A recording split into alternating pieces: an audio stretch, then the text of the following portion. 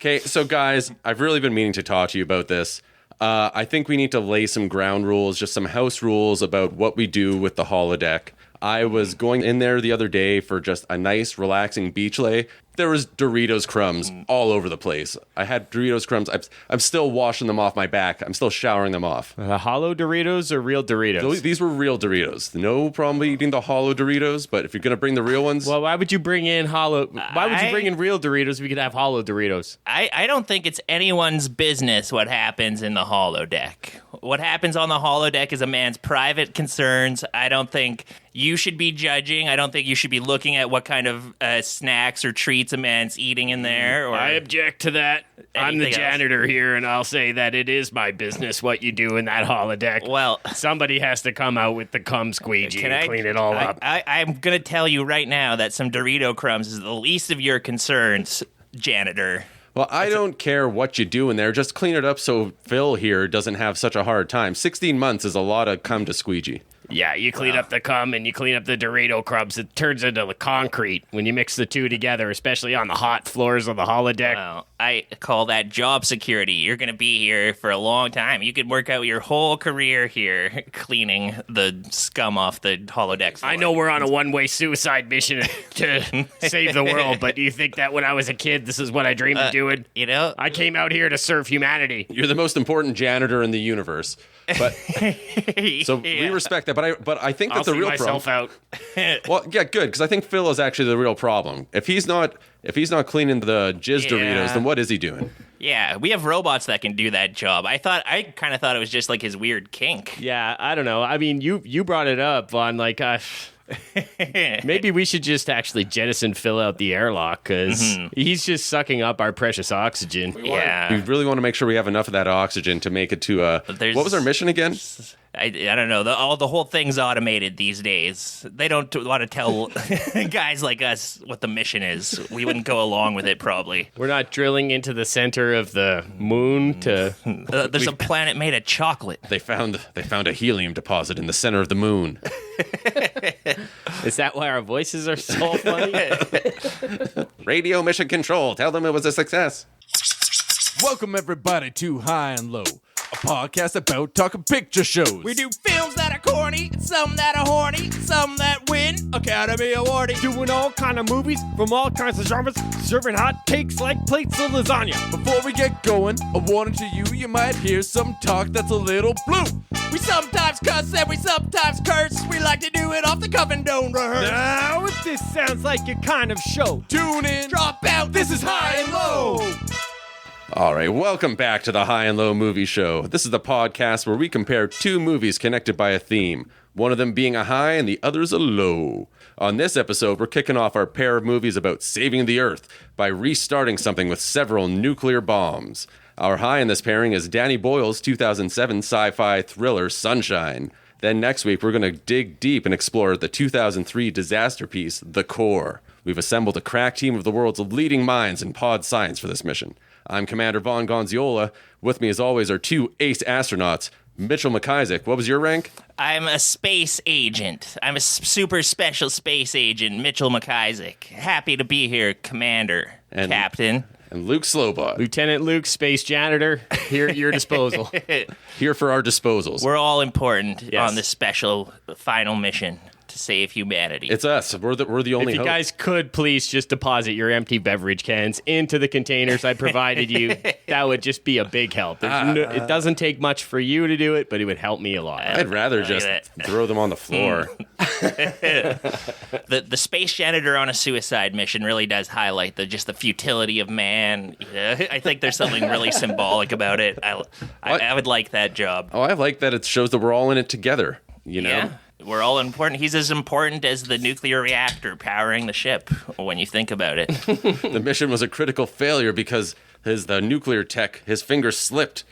The button wasn't cleaned properly because we cut back the space janitor's budget. I'm only human. Covered in grease, chicken grease. I can't get any friction on these controls. They're covered in Cheeto dust. It's the thing they're always figuring it out with the space stations. They're like, okay, tortillas are better than bread because tortillas don't leave crumbs. They're always figuring this stuff out with space travel. Is that true? Yeah, now they mostly go with tortillas. Oh, okay, yeah, that makes sense. You don't want them clogging your instruments. No, Got to make sure that those air recyclers and all those other important knickknacks are fully operational. all the patty whacks. So, 2 movies about nukes saving the world. Now, I thought nukes were for destroying the world. Oh, could you imagine a world where nukes are going to save humanity? Well, it's like a hammer, right? You can use a hammer to create, and you can use a hammer to destroy. There's definitely something appealing about being able to save the world by just why don't we make the biggest bomb ever, the biggest bajillion billion megaton bomb?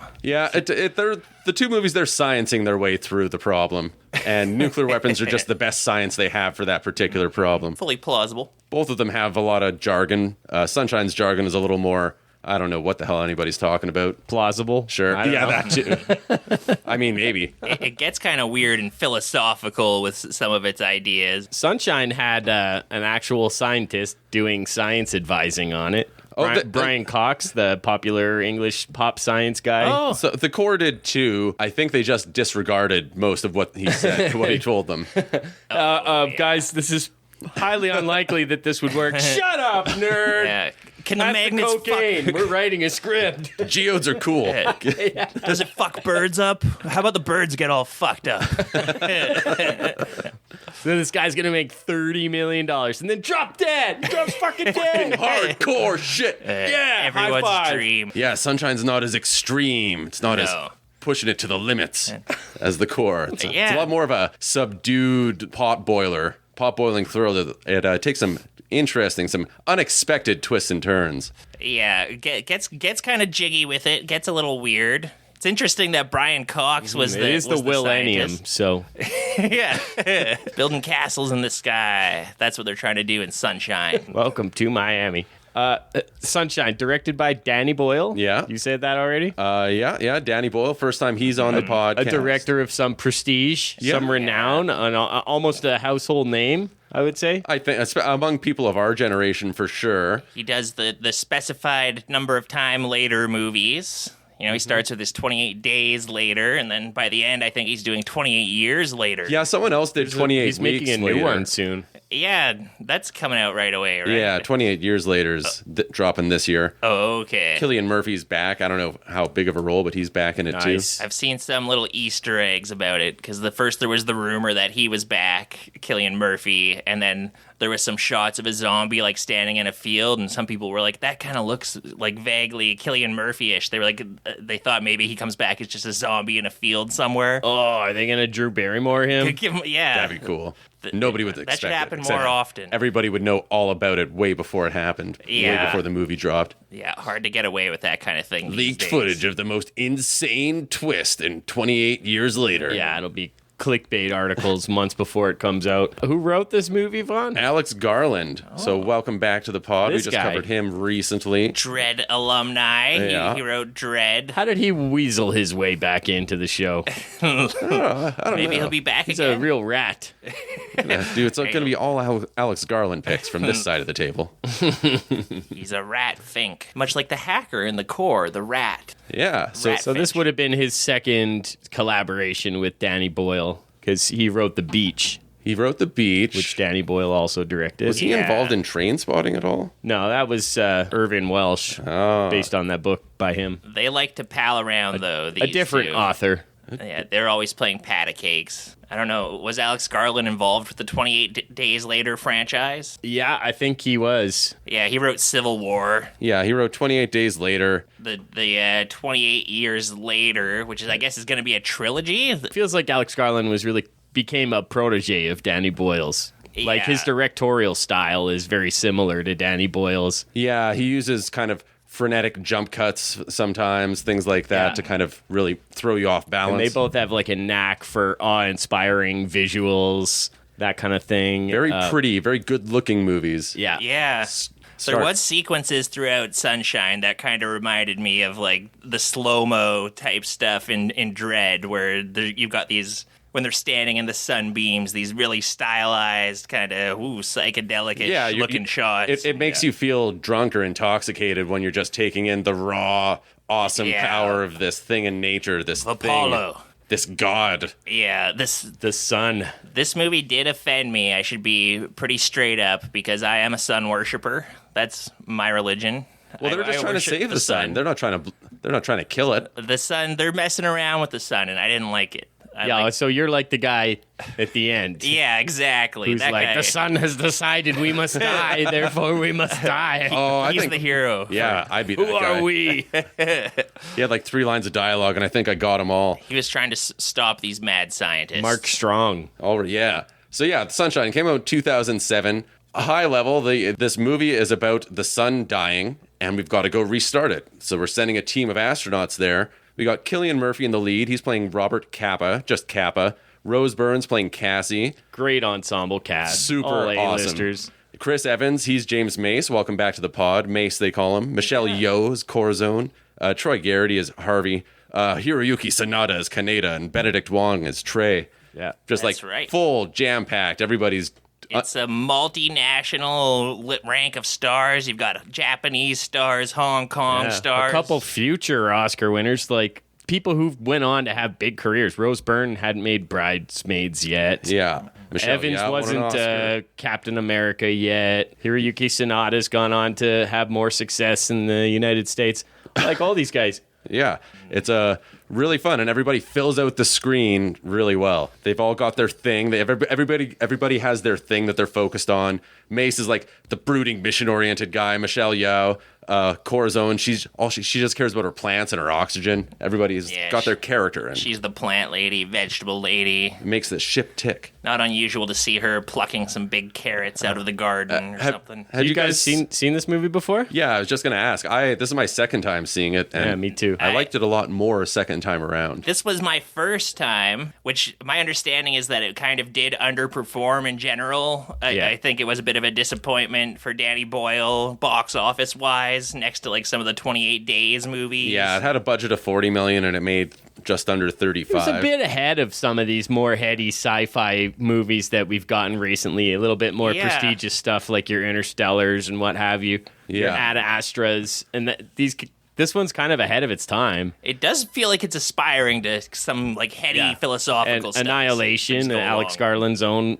That would be like another one that's like that. It's That's right. like movies that kind of got their flowers, and this is a movie that has a bit of a cult following on like film Twitter and stuff. Yeah. Like, film nerds are like, you know what's good? Sunshine, one of Danny Boyle's best. Well, 2007 is so often hailed as one of these great years in movies, and Sunshine is usually kind of left off of people's lists of examples about why that year's awesome, but it's just I Another pepper it in there major all the time. director making a major work that year. Yeah, with an Actually. amazing cast. Yeah.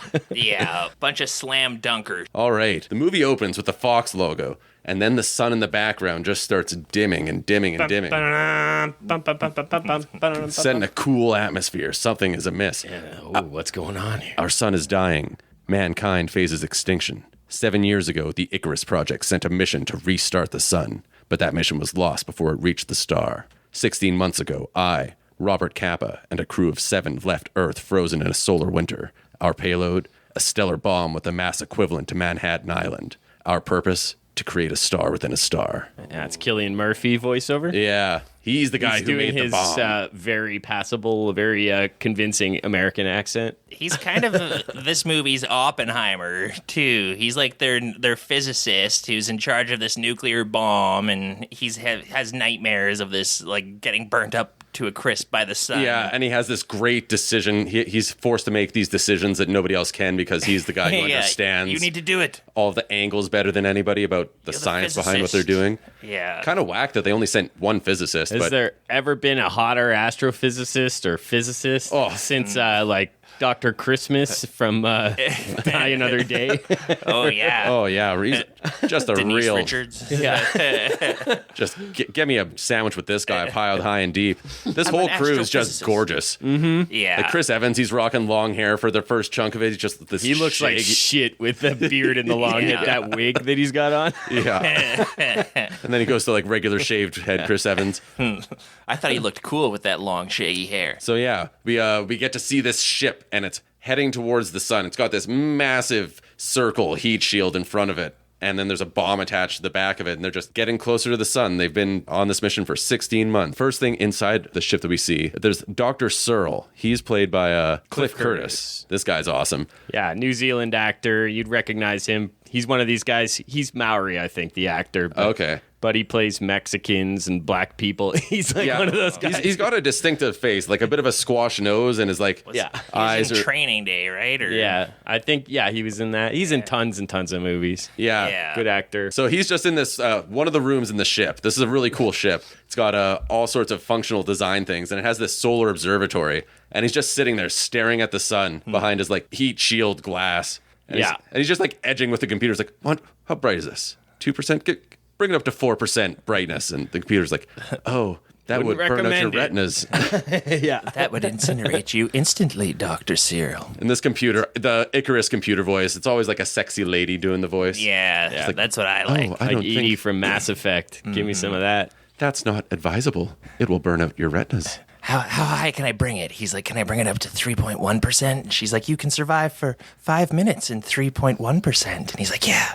He's some kind of like weird sun worshiper guy. He's edging it. He's like, yeah. The movie does a really good job of instilling us with the same awe that it seems convincing. He's drawn to the light of the sun, Yeah. like a moth to a flame. everybody is. Everybody who steps foot in that observatory or like kind of gets interfaces with the sun a little bit is just blown away for a moment. He talks about it later. He's like how it envelops you and its warm light. It's like I can feel it. Like I want to be like enveloped in the just see nothing but light all around and just Well, after this, he's having breakfast and he's talking about that. He's like, well, darkness isn't absent of things. Darkness is empty, but light fills you. Light It becomes you. Yeah. It's like I get it.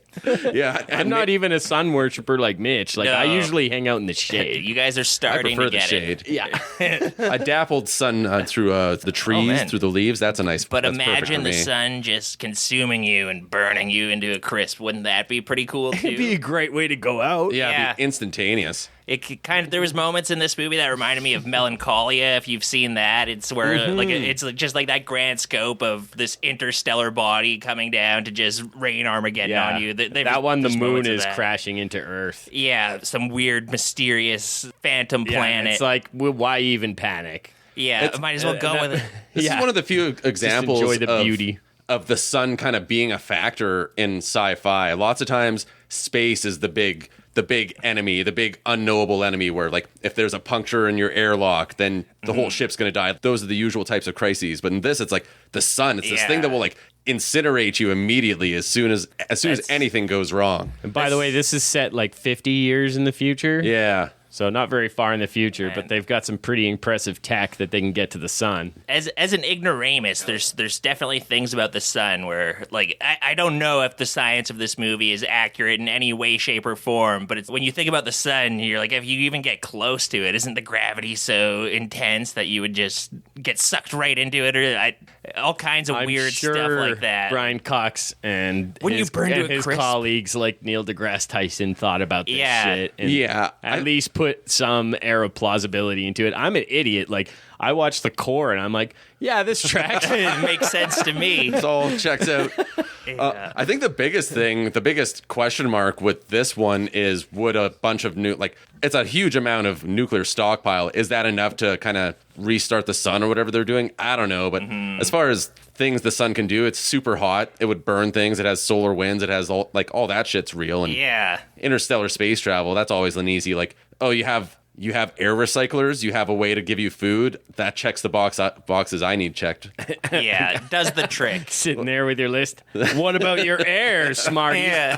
Oh, nice oxygen. Did you think of how you breathe in space?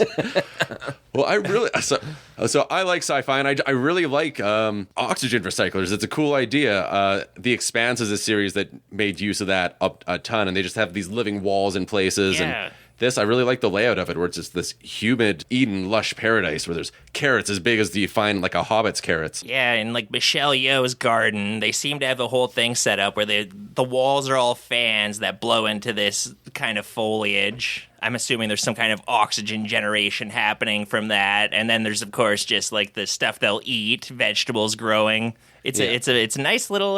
That's the job I would want on the ship. I think. I just like stuff like that. It's a really economical way to show how life works on this ship, and also what's important. Yes. So you kind of like at this part of the movie, we're going through the ship sort of compartment by compartment. Like we see their mess hall, they're having an argument. Mace, Chris Evans, he's all like, Jesus Christ, our psych officer, Searle here, he's a lunatic already. He's just like jerking off in the solarium. Yeah, the space madness has got to get at least a few of you. I love a good space madness. You got to have more redundancy on this voyage. I feel like this is like humanity's last hope. They probably could have had a few more redundant people. Well, yeah, like a cool thing with the Martian. They needed to have their cum mopper.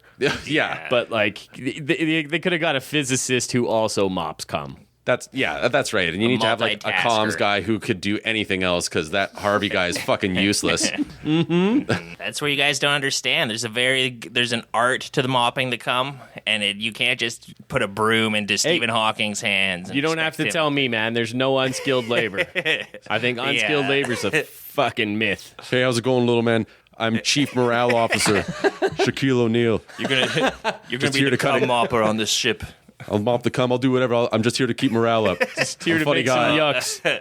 Oh, like he's to make jokes. volunteering. I thought he would be like forcing someone else to do it. You guys want to go shoot hoops in the holodeck with me? Do we really need this? Because this guy's like 8 feet tall. He's sucking up all the oxygen. He makes the most cum. I'll say that Quiet. much. He's a good cum mopper. He makes the most cum. He mops the best cum. Most experience. If you need me, I'll be in the holodeck. Hey, Cassie, here's a cup of coffee. What's that taste like? Tastes like his ass because he's always putting things in there. Shaq's the ass guy. Astronaut. In this movie. So, Chief Astronaut. So yeah, we're getting a little seeing different compartments of the ship. Cassie's the pilot. She's up front doing the piloting. Hiroyuki Sanada, he's playing Kaneda. He's the captain of the ship. He's in command. He's giving them an update saying that we're gonna be out of communication with Earth pretty soon. So if you have any last messages, send them off. So He's in a ton So of stuff. Kappa gets in there and makes the longest message possible while everybody else is waiting. Let us in. the worst guy, the worst type of person to be in a phone booth in front of you. Yeah. Yeah. Just got to call your buddy for a ride, but Cap is there talking to his sister, Cilian talking to his Murphy, niece. yeah. One He's of the like, oh, and put guys. the dog on. I want to talk to the dog for 8 minutes. There's a guy in the foyer. He's like, man, I've got a wife and kids. You're talking to your dog. You're talking to your niece. He wants to do the FaceTime, but there's the 8-minute delay, so he's got to wait both ways for everything to happen.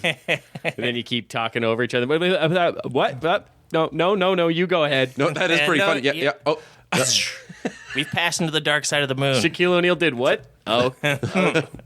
No more messages can be sent. So yeah, he says it takes 8 minutes for light to get from the sun to Earth. If you see an extra brightness in the sky, you'll know we made it. he's giving an optimistic send-off. So pretty much as soon as he comes out, he gets clocked by Mace. Him and Mace are having a big old fight out over the message, over him taking such a long time. Yeah, these two are always duking it off with each other.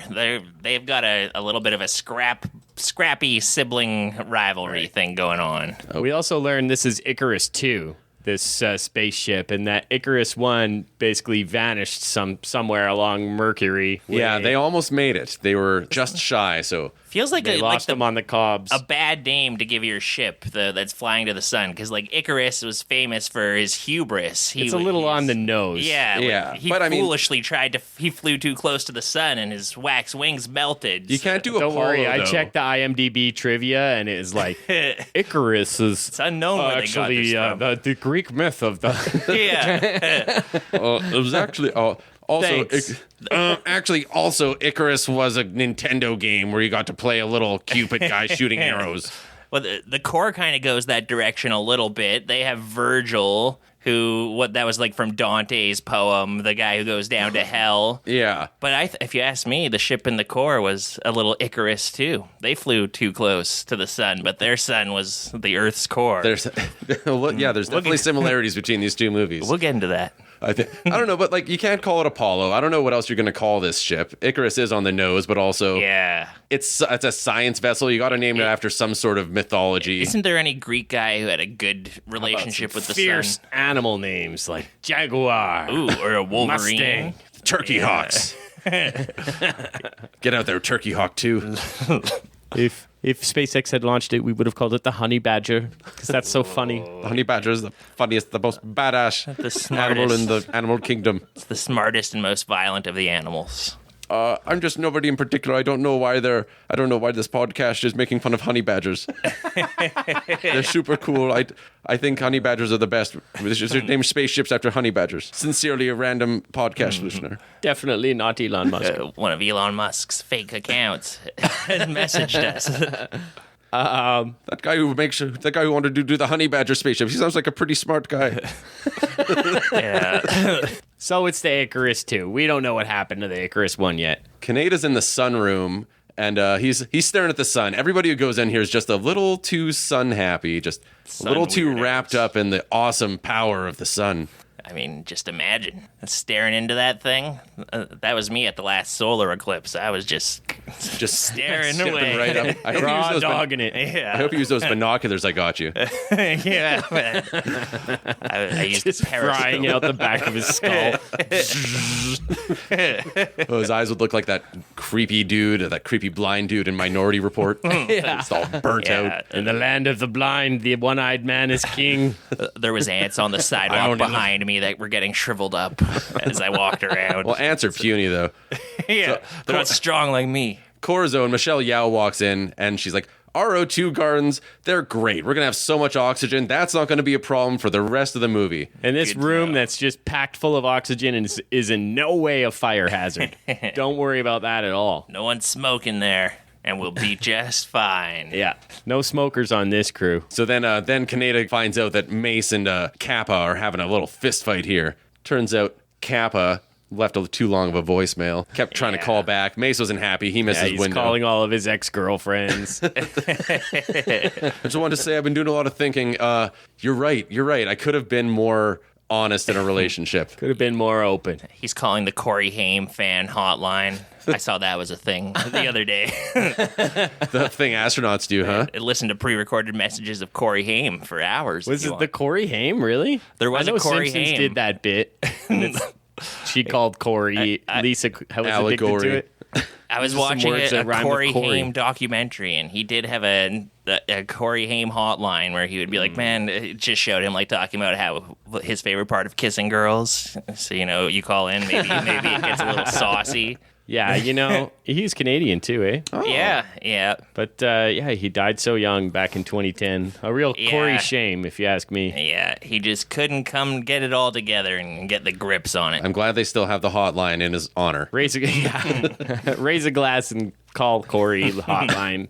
So the fight gets broken up, and Mace gets sent to go see Searle, the local head shrink on the ship there. And Searle prescribes him 2 hours in the ship's holodeck. This is what they do. If they're feeling a little too anxious, a little too wound up, they just go chill in the holodeck. They don't do anything untoward in there.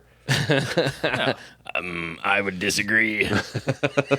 But it's Get out of here, janitor. it's Come back when we're done.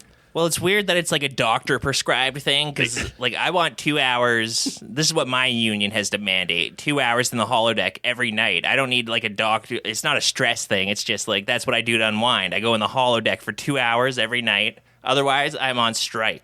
Yeah, what else do they have? Nothing. They don't have That's they it. don't have have- a pool table or anything like that. Yeah, Yeah. they don't have Paramount Plus. They don't have Streaming didn't exist back then. Not even Hulu. CBC Gem. They have nothing. Got their box set of Hogan's Heroes. But you wouldn't need anything if you had a holodeck because that's like the ultimate entertainment. You could do anything, anytime. You wouldn't need a high and low dungeon. You would have just that access. Well, you could still have. Yeah, you wouldn't need any of the costs of the high and low It just doesn't dungeon. quite have the tactile feel of the high and low dungeon. No. No, that's I don't think true. you could ever recreate that. The sounds aren't as warm in the holodeck. Well, they're artificial. If you spend enough time in there in the dungeon setting, you notice the same screams, the same cries for help, Drips and show up drops. again and again. You don't get that in the dungeon. Yeah, the squelches just. Yeah, I mean, you can't substitute a fake squelch No. for a real squelch. Once you heard the real thing, you can't go back. But so like, what do they do in the holodeck? Because like Chris Evans, Mace, he just wants to watch the waves crash. Other people like to sit in the trees. Is it just always nature footage? Yeah, there's nothing fun like in Star Trek where they like go on a Sherlock Holmes adventure or like fight in the Civil War. I guess you got to touch grass. Yeah. right. Yeah. Commune with nature somehow. Yeah, That's not like you're staring that far at away from. staring at a huge ball of plasma that you're barreling towards. This is nature. There's no more nature than the sun. This is all of the nature. I mean, yeah, that is the annoying thing. It's always just people like playing chess when they go in a holodeck, be it Star Trek or this. Like if I'm in the holodeck, you know it's gonna be. Well, they would have like Robin Hood adventures. and Yeah. Yeah, Robin Hood. You could be a jazz musician in the 30s. That's whatever Riker's always doing. That's so lame. If I'm, He's playing his trombone. He has to work to score with women, even in his fantasies. I don't need a It's woman true. given to me. Whenever Picard is in a holodeck thing with a woman, they're always just together. Riker's always working his angles. Showing him how it's done. Well, I get that. The chase is half the fun. Yeah. But I mean, if I'm going in the holodeck, there's going to be a lot more. You guys talking about cream again? I got to get my mop out. NASA Space Command cheaped out on mop heads on this mission. That's the first critical failure along the mission.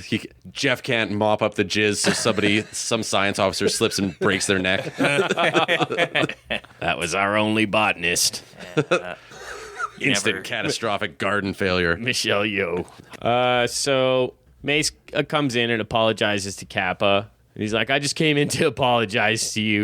And then he just stands there for a moment. And Kappa's like, was that the apology? Yeah. Oh, accepted. Yeah, they go about their.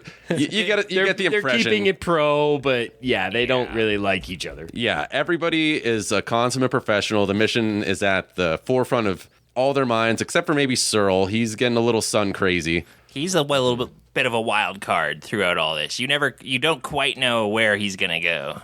Keeps the drama nice and tense. Yeah. So they're reviewing some logs from Icarus 1, and it apparently ran afoul of some micro asteroids. And while patching up the ship, the commander got a full dose of the sun. Yeah, he got like. Effing micro asteroids. Yeah, he kind of went super sun crazy and then never So was. he must the have same. been outside of the ship Yeah, and got a little bit roasted, got a little bit cooked, Sucked Yeah. it all in. broiled. so that's all we know about. Yeah, broiled Harvey's. He got the Harvey's special, the Harvey Wallbanger. You got dosed with those cosmic rays. And yeah, so basically they made it as far as Mercury. And yeah, it's pretty impressive. Yeah, it's pretty. It's hard to Not describe bad. the visuals in this movie, but they look fucking awesome. Yeah, there's just lots of kind of intercuts of like the massive sun flaring and the ship and I don't think Lots this of often silhouette. when I'm watching a movie at home, but I was thinking multiple times throughout this movie, like, no, this would be cool to see on a big screen because you got lots of that space imagery. Yeah, it really does a good job communicating the scale, and the effects are top notch in this movie. It looks the ships really are good. pretty badass. yeah, you can't really see any of the seams. It just works. Anytime where it might be a little janky or questionable, it's in space and it's really easy to kind of make that look easier when you're just trying to do a green screen on black. Definitely helps to set this movie apart because you need to nail that stuff if you're making some kind of big space disaster movie, and they do get that stuff right. I know a lot of people don't like Gravity, but I think that movie fucking hit it in this zone too. I have not seen Gravity. Yeah. But what a great looking movie! That movie And, looked it's great. It's an exciting ass fucking space adventure. Lots of strong imagery too. yeah. Just take any screenshot of that movie and you could frame it, put it on your wall. But that's just another example of the kind of highfalutin space movies that started becoming successes years after Sunshine. Yeah, that this are one's pretty similar to it. Yeah, this is definitely a more cerebral movie. It's not really more cerebral than Interstellar or No. even Gravity has its moments, but like Ad Astra, like these movies are like have shit on their mind. Yeah, I guess I can see why this movie was a flop, though, because people go to see it. It's not at all what you expect it's going to be. You're maybe expecting, thinking it's going to be an Event Horizon, some sort of horrific space slasher, but it's this brooding psychodrama, and then it changes later. There is some elements of that. So we're kind of going through the ship still, seeing how it all works. We get introduced to this giant coolant tank. Mace, he's the ship's mechanic. He's patching something up, and we learn that the fluid is quite cold. He drops a wrench in there, and he puts his hand in to grab it, and he get like instant icicles on his hand, like frostbite immediately. Yeah, good foreshadowing. They do that pretty well in this movie. Little setups that pay off later. Yeah, like at this part of the movie, it's showing you every little thing that's going to factor into things going wrong later in the movie. It really lays the groundwork for that well. It's a good screenplay. Tight. So now they're Tout. It's taut. No, taut. That's the word. Taut screenplay. Give me some tots. Oh, they pick up the old signal. They're going past Mercury now, and they're getting some weird stereo pattern beaming into this guy's room, and Yeah, the whole crew is just watching. They're in the viewing room, and then you see this tiny speck of Mercury transiting across the sun, and everybody's just like blown away. And then Harvey gets the message and calls everybody, and it's like, you got to hear this. We're picking up a distress signal. yeah, who could it be? But this sound is cool. It's a super memorable. Like, it's a really good sound design for this thing. It reminds me sort of Alien. Yeah. Just otherworldly. I read in the trivia that sound was in a couple other movies, but I can't remember what they were. Oh, Interesting. Probably some space movies. It's the Wilhelm scream of space distress beacons. well, it's good. It sounds distressing. I'm going to say 2001. I was distressed. No, it wasn't that movie. It was like a more okay. modern movie. Anyway. It's just on like some sample pack of space sounds that you can get when you're like editing sound for a movie. You're like, 15,000 space sounds. Okay, here's the distress signal. One of the demos off a Casio keyboard. Yeah. Yeah, I Stress remember it. seeing, I think it was the Clint Eastwood by the Gorillas. Oh, That was okay. like, there's like a number yeah, of yeah, really yeah. famous popular songs that are just like a preset from like a Casio toy. or like Apple packaged music and stuff like that. Yeah. I used to love those things. I would play the like Elmo guitar when I was at my You just cousin's shred on the house. Elmo. Yeah. It's like That Aerosmith album. Shredding on Elmo. I'm Elmo. Get a different quote every time you press a different button. So cool. I had a Casio keyboard that I couldn't play, but it did have a pretty kick-ass demo that played Rick Astley's Oh, Together yeah. Forever. Never Gonna Give You Up, his No. other hit. His second most popular. Not So, quite as good, but still a good song. Pretty much the same exact song. Together forever. Would you turn that demo on and then just like pretend like you were playing it? Yes. Yeah, that's the way to do it. Yeah. Well, my Gotta dad owned a show music store. everybody. So I would just do that shit all the time when I was working in the store with them. Just go Yeah. fuck around with all the different demos, turn them all on, drive all the customers away. We're bankrupt now, son. Pass me some nails to board the windows up. You've ruined us. You should have been polishing the drum kits. Instead, you drove our customers away. You drove them mad. So that now they're all having a debate about what to do about this signal. It's from the Icarus One. They're saying, like, what have they been doing for 7 years? Is there anybody alive? Should we bother going there? Would they have had enough food to survive? Would they have had enough oxygen? Michelle Yeoh is very concerned about the food and the oxygen. Yeah, she's always loves talking about oxygen, this broad. She's obsessed with breathing air. We don't need oxygen. She loves oxygen so wants much. everyone to breathe air. That's her Yeah. obsession. She's always bursting in with the reports. Good news, we still have enough oxygen for the rest of the mission. I just thought you should know. Tell me something I don't know. So the Icarus 1 almost made it there. The Icarus 2 is going to come within 10 to 15,000 miles. So on the scale of this trip, that's nothing. It's like going 2 doors over to go check on a neighbor. Yeah, it does. It turns Which we would never do in real no, life. no. I wouldn't go 1 door over. Fiercely independent, and I think everybody should be. Everybody's got to look after their own. Don't check on your neighbors. Yeah. It becomes a philosophical debate amongst the crew because you've got the faction that think we have a mission. It's more important. It's for the survival of humanity. So it doesn't matter if it's just next door. We're not going next door. We're going to the sun to drop off our nuclear payload. Yeah. Mace is the head of that faction. He's the one who's ultra mission oriented. He just wants to do the thing. But he doesn't have the science, so they confer to Kappa. Yeah. Captain Sanada or Kanada. Yeah. Hiroyuki Sanada. Kaneda. Yeah, Kaneda. Cyril's He's kind like, of- well, we should ask Kappa and let him decide because he knows best. And he's like, well, if we go check out Icarus 1 and their payload is still intact, that might actually double our chances at mission success if we have double the payload. Cyril brings that up. He whips out the calculations. Yeah, he's running simulations, and he's like, what? So, like, is this going to work? And as he's running the simulations, inconclusive. They don't know. Like, less than a 50% shot. Maybe. Yeah, if this is the humanity's last chance for survival, then it would be good to have 2 last chances. Yeah, so he's kind of running the numbers, and Kaneda comes and talks to him, and he's like, "What do you think? Is this gonna work?" He's like, "I don't know. Get me to flip a coin. Like that's as well as I know. Flip a coin. What's it gonna be? Heads. Maybe it'll work." They're gambling. So ultimately, he decides that they should do it, double their odds, and hopefully they can get something to work. Cyril's argument is sound. 2 last hopes are better than 1. So, of course, as soon as you divert from the mission, that's when things really start to go sideways. Cyril, he's chilling in the sunroom again. He's got thicker sunglasses on. He's just kind of putting thicker and thicker goggles on. His face is getting more and more fucked up throughout the movie, which I love. It's actually funny. Every time we see him, he's like peeling. And He gets kind of Popped scabby. blisters, scabs, A little yeah. weird. He's like, oh, no, everything's fine.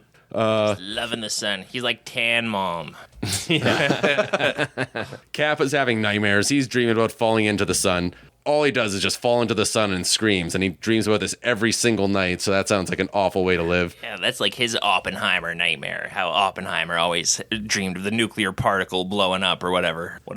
However they represented that. yeah, it was like a whole bunch of stuff. So much, so many things sparking and Things exploding. smacking and smocking. But that's Cilian Murphy in his zone where he like has this far away look. He's got the you can, haunted like, eyes. tell that like the wheels are turning. He's like this ridiculously pretty guy, but like you can always tell there's something going on behind them. Yeah. Behind those piercing blue eyes. Yeah. His little bit of damp, sweaty hair draped across his forehead. He just seems like he's a smart guy He might have us all fooled. who carries a heavy load.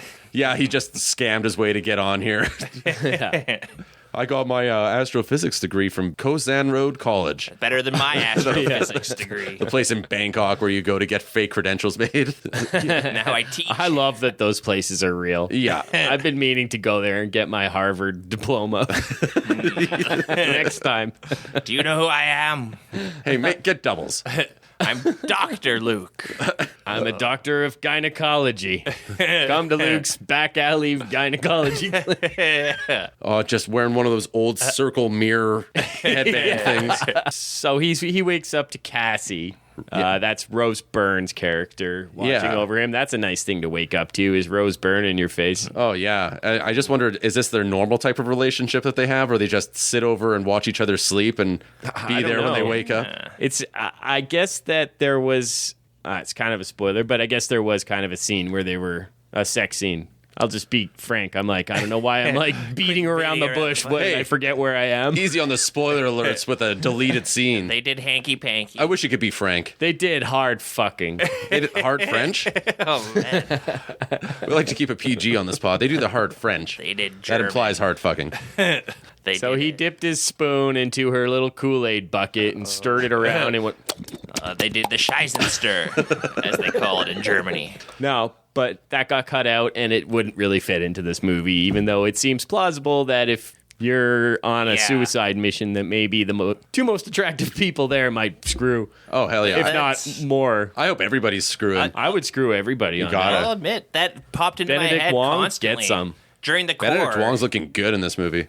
He's the least attractive person in the crew, and I'd still Like, hit it. He's still if I'm hurtling into the sun, yeah. Hillary Swank and Aaron Eckhart should have been all over Aaron each Eckhart. other. Oh, I know. I know. What was going on with that? Yeah, they're alone. They should have been like James Bond when he's like alone in the capsule at the end of one of those in the ocean movies. Yeah, the most sterile PG ending. Yeah. For who? They For needed what? to. get jiggy with it. Yeah, there's no jiggy in Christmas. either of these movies, but Christmas came early this year.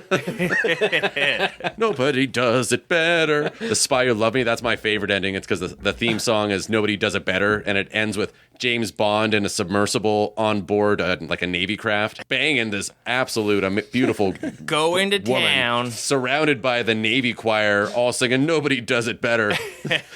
Oh man, I've not seen that. That sounds awesome. It's terrific. That's my Then the kink. song ends and he's just got her bent over. It's just wet slapping. I guess I'm kind of happy they didn't keep the music playing the whole time, but could they have faded it out at least? Navy It's opens so the jarring when submersible. It's the music very ends awkward. abruptly. No thanks. It's one of the most awkward James Bond scenes. Okay, so Cassie's talking to a Kappa there. By the way, I believe they're a plausible couple, and you don't need to see them boning to get that there's at least something No. that has gone on here. They have a different dynamic than anybody else on the It's ship. very tactful how they build the relationships in this movie. Just like little hints of scenes of people being more familiar with each other and stuff Yeah, like that. or just being more aggressive towards one another. Everybody has their Yeah. own. Everybody has unique interactions with everybody else on the ship, which Mace is and Kappa don't like each other. Yeah. They have a fisticuffs. Other guys Yeah, do they're like fisting each other. they're- doing a Sorry, guys. goatsy. I'm just going to keep. I got nothing. no. It's going to be all sex jokes from here on out. Perfect. These are heady movies. Yeah, Cassie tells Kappa that he made the right decision. So now shit starts going sideways big time. The alarms are blaring. Trey realized that he forgot to reset the shields to account for their new approach. Pretty So, stupid. yeah, this is a really effective way to show just how high. Like, there's no room for error in this because he tilted it Obviously by not. 1.1 degree, and like that just torched a bunch of shit on the ship. Yeah. So yeah, we get a better look at the ship here, and it has these huge shields, solar shields, which I guess must be highly reflective. Yeah, It seems still implausible to me that you can get anything that close. If there's a solar flare, I feel like that would just destroy everything. yeah. I don't know. It's like Earth would get scorched by solar flares on the regular, as we learn in the next movie, but that's actually true. Yeah. The magnetosphere does protect us from solar flares. Like, we would be destroyed in It's very days. important. It's very important. It's critical. Yeah. You need a powerful element like unobtainium on your ship. Yeah. Definitely need some unobtainium. It seems dubious that you could do this. So this heat shield is well, it is fiction. well, I'd like to have a chat. We got to get Brian Cox Yeah. on the pod. Yeah, I think I don't know. I buy it. If they say that they have a way to just reflect it all, I'm not going to sweat that too much. But No. You have to just buy into these movies. But it is a big fuck up. yeah, so yeah, the ship it's this big long. It's got multiple sections and it has these huge rotating sections that have comms towers and other things and. Some of that got scorched by the sun, so all hands on deck. It's a pretty big emergency. It's fucked everything up. I forgot. Benedict Wong is just losing it. This is where he starts his tailspin of depression and self-blame, where he's like, so many calculations, everything. I had to account for everything. I forgot. All right. I'm only human. Which he kind of had a point, I thought. You would think that these are things that you don't necessarily... The human error should be minimized. So here's a really smart thing The Martian did. Everybody on that ship had two specialties, and there was lots of redundancy. Right. So you had like Redundancies. you have like your head guy, like your head astrophysicist, but that person is also a navigation expert or something like that. So Yeah. this one doesn't have it. Everybody's just got their one focus, and you can see without the redundancies, everything falls apart. And who knows what Benedict Wong was doing? Maybe he was in the holodeck having himself an afternoon, but he did not properly set the calculations, and now they're all fucked. Well, yeah, he was in there, and then he realized he didn't notice the time. It was daylight savings, so then he was really fucked. He rushed it, got an A- paper. He needed an A+. You're out. He failed ship engineering 101. That's when I jettison him. But Captain's a good captain, Kaneda, and they're not playing the blame game. Nobody's throwing him under the fucking bus. They're like, what do we do about this? Yeah, it's really, if there's something goes wrong, what's the solution? And the captain does the honorable thing that a captain should do. He suits up and decides to go out and patch up the damage. He needs a second man. Yeah, Mace is like, I volunteer Kappa. It's like a real slow roll, and I don't know what his game plan is with this. Yeah. They definitely play it like Chris Evans is going to be the bastard on the ship through the movie, but it doesn't entirely turn out to be that way. What's Chris Evans' job on the ship anyway? He's the mechanic, so he should really be going out there, actually. Because sometimes people will be talking Yeah. to him and be like, "Hey, Flyboy," which is not like. I guess that could be a mechanic's nickname if he works on a flying machine, but you don't. You think of that as a pilot's nickname. Maybe that's just like on-ship nicknames everybody has for everybody. Everybody's Call a, sides. or everybody's Flyboy and everybody's Fly Girl. Like Yeah. it's like saying, "Sup, dude." He's like one of those buffs. He's like really into pilots, and his whole living room is pilot stuff, memorabilia. He wears like a flight jacket, but he doesn't actually fly. Stolen valor. Yeah. It's the flight school I applied to get into. Didn't get into it, but I bought this at the shop when I was there. They said my scores were too good. I would have embarrassed the other students. I got all the credentials from a back alley in Khao San Road, Bangkok. Yeah, I'm Flyboy. That's a nickname he gave himself. See, it says on my degree. It says on my diploma, Flyboy. Flyboy Mace. Yeah, Kaneda's suiting up. These spacesuits are pretty awesome. It looks like Daft Punk. Just full-on gold with a gigantic helmet. Definitely, they're like a European EDM band or just like a Victorian era diver, like those big diving bell gold helmets. That's what the spacesuits kind of look like in this too. I like the gold suits. Head to toe. Very good movie, Sunshine. Gold suits, gold toilet seats. Yeah, the gold's very important in the world of Sunshine. So, the ship is rotating with the comm towers, and they keep getting fucked up. Yeah. So they're gonna lose some communications, but they don't need them right now because they're out of comms anyway. So fuck it, they'll figure that out later. Yeah. They go out. They're not wearing But tethers. it sets off some alarms. Yeah, they have to silence those. Here you kind of find out that there's manual overrides. Sometimes you can manually override things. Other times you have to be at the place to do it. You can't just do it with voice command. That's right. There's like redundancies. There is some redundancies. Yeah. Anyway, the well, we'll ones you get to want. the alarm bit there. So here's the thing that bothered me. They don't have tethers. They just jump straight out of their ship and they're not strapped onto Yeah. anything. Fuck no. Tether me. They're Yeah. just cowboying it out into They have little thrusters on their packs, right? Yeah. But Which are man, cute. I love a little guy floating through space with little That's little accurate. thrusters. That's fun. That's what our astronauts have. Do they have like, little thrusters? Yeah, they they've got tiny little little air thrusters. thingies. They definitely have tethers. But they tether themselves. Yes. They're not cool. That's why they're lame. I don't look up to them. I look up to these kind of astronauts. I look up to the astronauts that are going to the sun because that's real bravery. Yeah, exactly. Moon. If you're not going to the sun, you're a pussy. Yeah. You heard Moon? it here. The Mars is so over. The sun's where it's at. Moon's just ground. It's not even made of gas or anything weird. Yeah. Hear us out, billionaires. Send yourselves to the sun. Yeah, If you want to really earn our respect. There's Don't unlimited go to resources Mars. There's there. nothing to see in Mars. That would be It's just amazing. a cold desert. Space race to the sun. You like Yeah. beaches, don't you? Go to the sun. You want to Or the bottom of the ocean. One of two places. That's a good places to start. Yeah. Putting all the billionaires. Yeah. Some of you already started. Yeah. You want to impress me? You go to the sun. Yeah, anybody can go into low orbit. Takes a real machismo to go to the sun. Yeah. Yeah. Take George Takei with you. I don't care. Just go. Yeah. I would kind of care if George Takei. I just want him to. He's fine. All the Space Force guys should go in the sun. I think that's a fitting end for them. Mark Hamill. Yeah. Send him. Harrison Ford. Terry Ford. Let that man retire. All right, so they're out doing their spacewalk. If this is everything is moving really slow. The ship's groaning. You just get this feeling that everything's ready to fall apart at any second. Kappa's all nervous, breathing real heavy. Corazon chimes is like, "Your oxygen, your oxygen." That is a funny comedy cut. She's like, obsessed with oxygen. Kappa, you got to keep your oxygen levels okay. And then it just comedy cuts to him just drenched in sweat, breathing heavily. And he's like, okay, Corey, I can do it. It's kind of like Miles Dyson in Terminator 2 when he's got his finger on the bomb. And he's like, Cilian Murphy looks good, just beaded in sweat. yeah.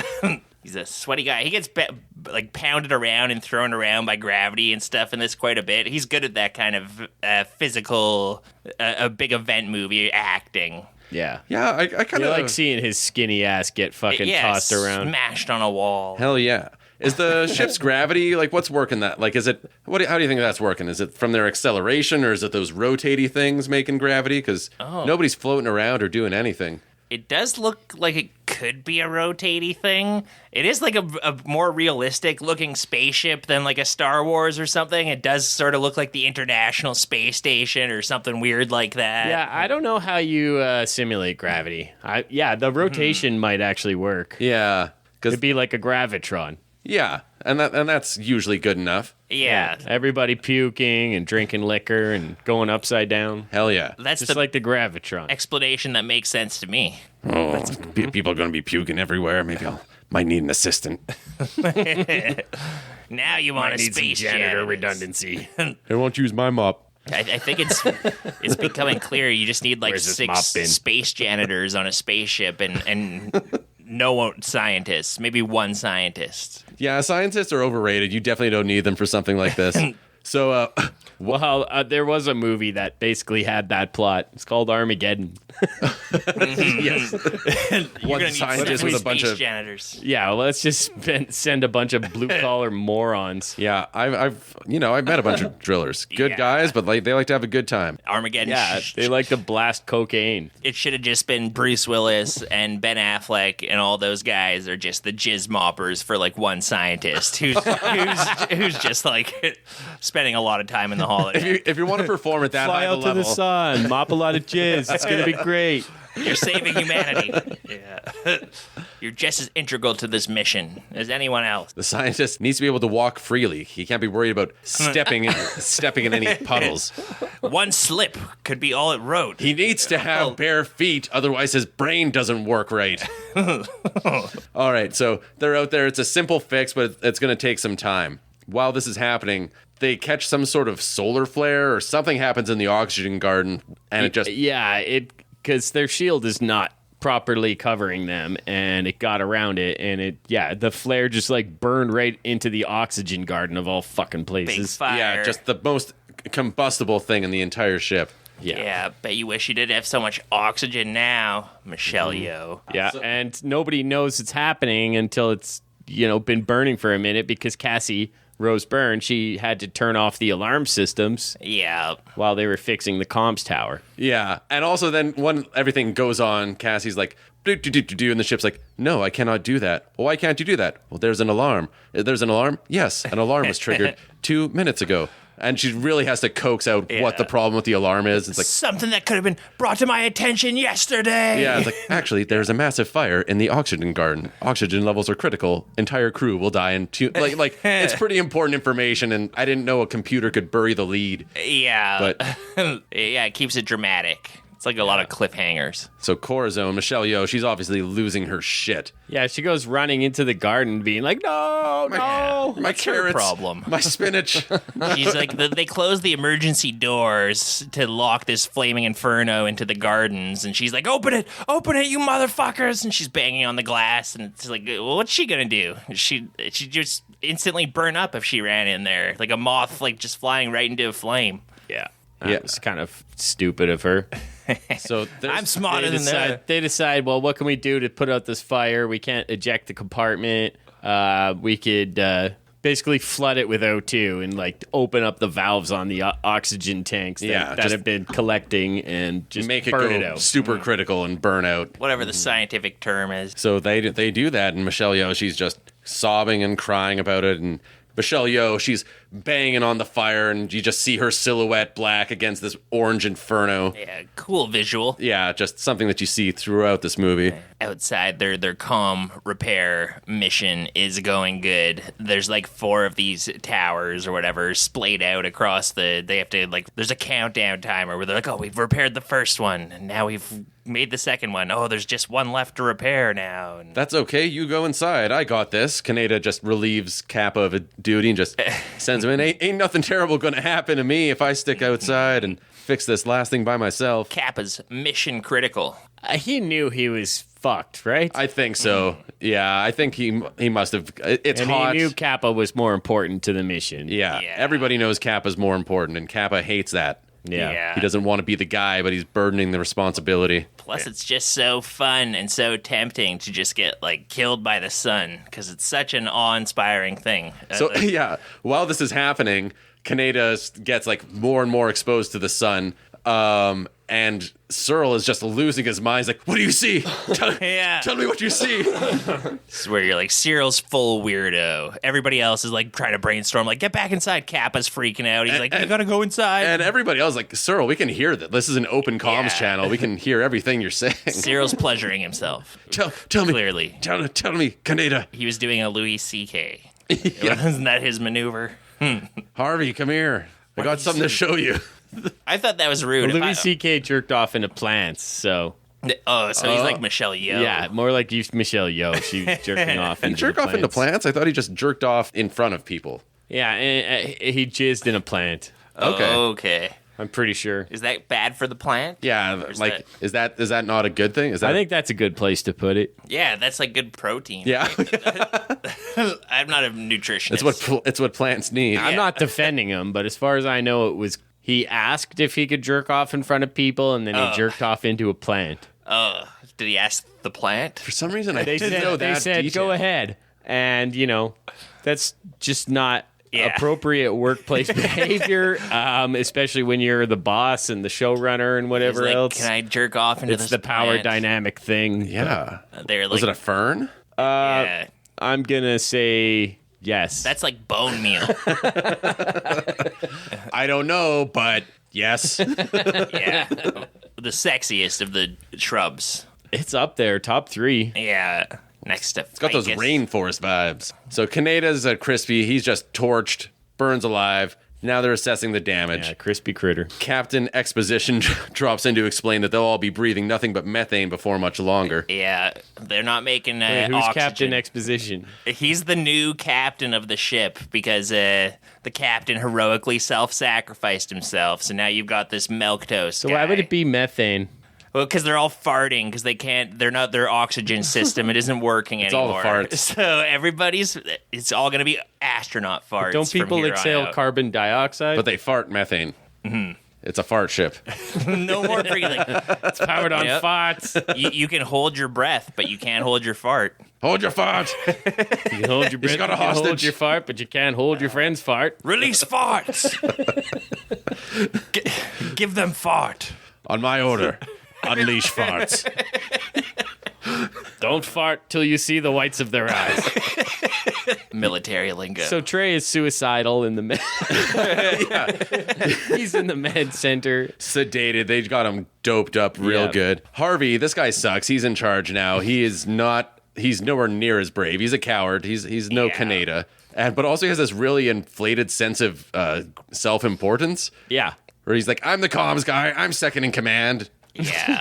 Yeah, comms guy. Great, thanks. Him You're and the Mace secretary. have already butted heads a little Yeah. over some authority type stuff. Like, Captain knew that that's your job is to make the best call for the mission and to die for it. Mm-hmm. This Yeah. guy obviously does not have that instinct. I They don't know were- how he got this job. He's going to screw the whole thing. He failed upwards big time. So their oxygen You know garden. who my dad is? My dad runs this program. My dad was a comms officer. I'll have you kicked off. Yeah, he doesn't say that, but he might as well. Yeah. The oxygen garden, it's totally destroyed. Corazone's all catatonic and crying over her plants. They need to rendezvous with Icarus 1 because they don't have enough supplies to even make it as far as the payload drop. So now they've got to go there. And Corazon, she pulls Mace and Cassie aside and says, like, we actually, just so you know, we don't have enough O2 to make it there. As it stands, if we lost 3 mouth breathers, then we could get there. But right now, Bunch of dirty breathers. yeah, we're not going to make it. So Yeah, let alone make it all the way back to Earth. Yeah. They can't even make it to their payload destination at this point. a lot of them have kind of given up on that. They want to make it back, but they all seem to be pretty. Unlike the core, some of the people in the core, they seem to be okay with dying for this mission. Yeah. They're not gonna- Ostensibly, this was a return trip mission, but it's looking more and more like a suicide mission. Hell yeah. So here we get our first glimpse of the payload center. It's like 100 Indiana Jones warehouses. It's just massive, and it's this one gigantic nuclear bomb. And we get some science jargon thrown at us where it just explains how they're going to jumpstart the sun. Don't worry, the specifics don't really matter. Cilian Murphy drops some flowery poetic language, and It all sounds very convincing. yeah, it sounds really good coming from him. It's like a big bang on a smaller scale. Yeah.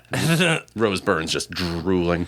This was a little Oppenheimer-y, too, I thought. Him giving the sexy science talk while he's banging some broad. Oh, Cassie, I know we've been on this ship for like a year and a half, and I've probably told you this 3,000 times, but here's how this bomb works and how it's going to Yeah. work. Say it out. again. Then the neurons go into the neutrinos. Let's go to the bomb room.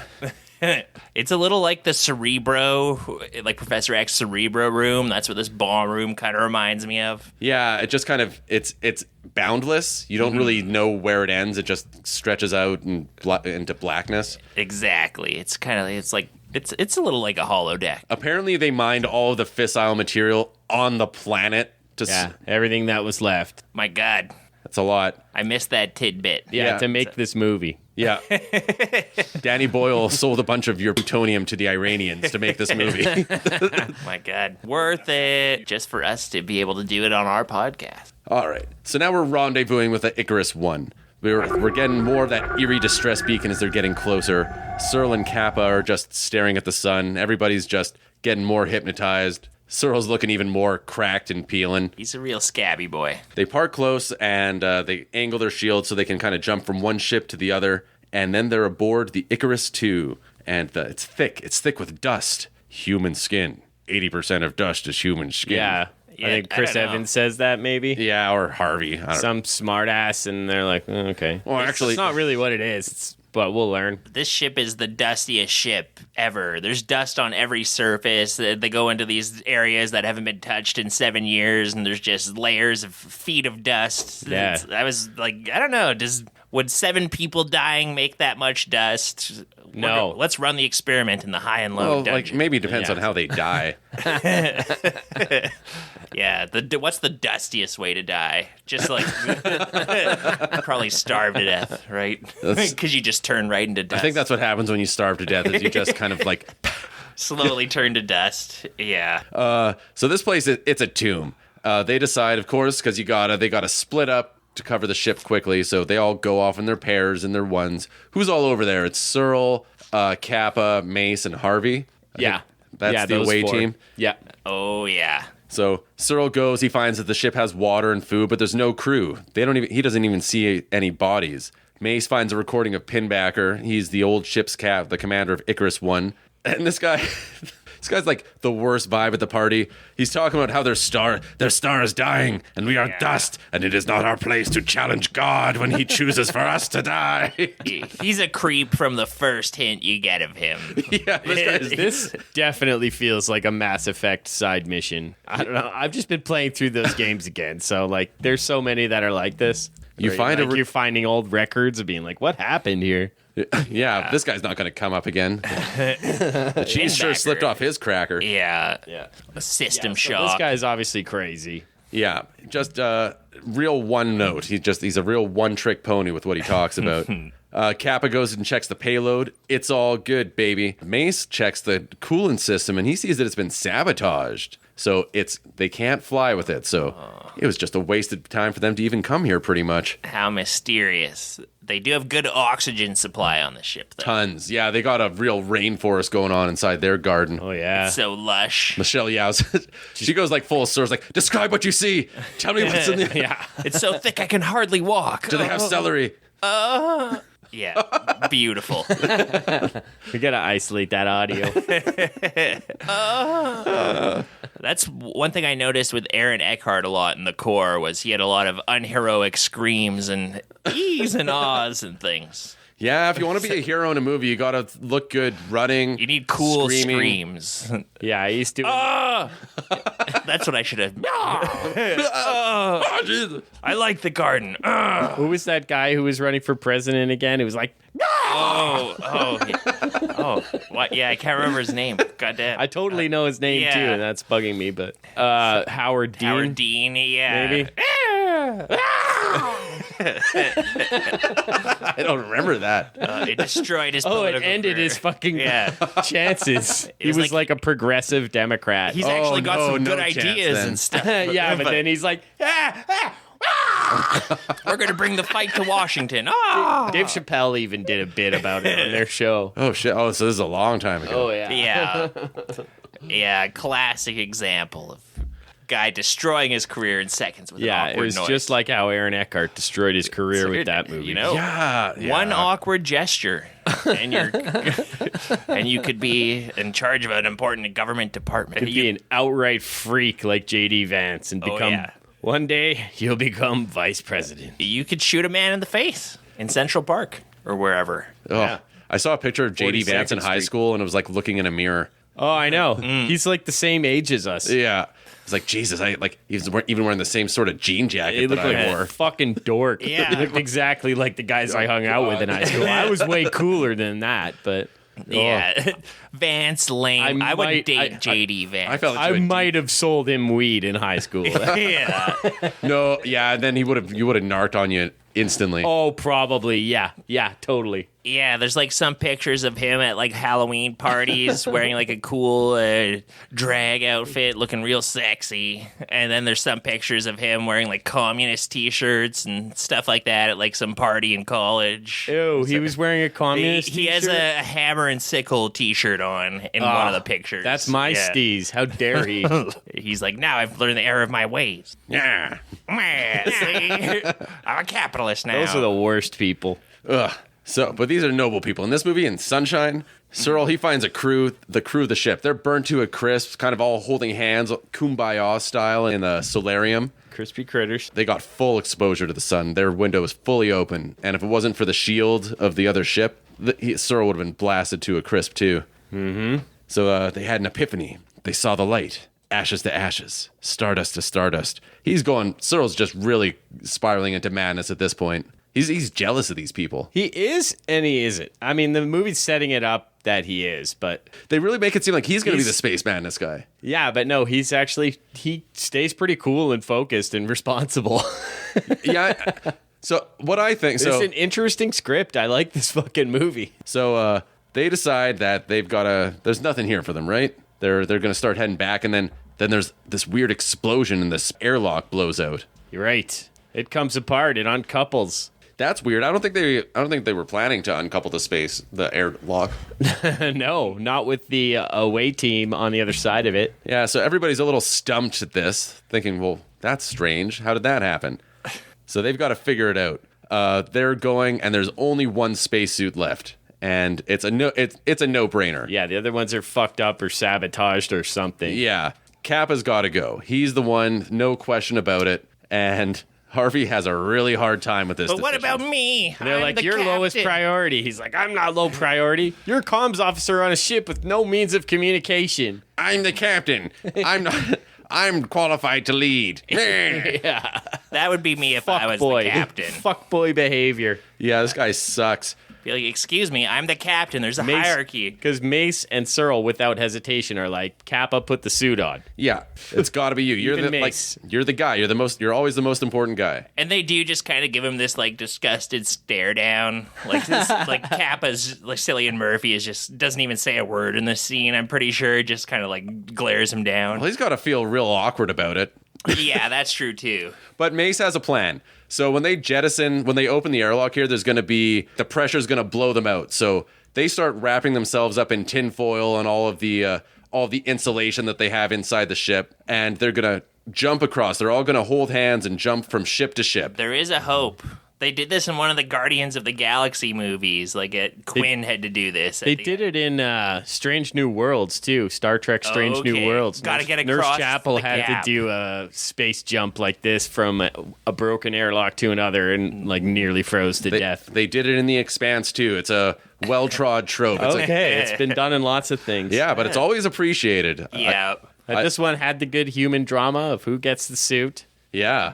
There's a hitch. Somebody's got to open the lock manually from the other side of the door. Searle volunteers to stay behind so the other three guys can jump to safety. Searle is brave and responsible Yeah. And he's like, and as a bonus, I can cook myself with the sun while I'm here and have exactly. a nice death. Which you never really, up until this point, you never knew where his true motivations lay. Like, I thought they were setting the groundwork for him to be a guy who sabotages the mission or something. So this was a kind of nice note for him to go out If on. I was those guys, I'd rather do what Cyril did and just get fried by the sun.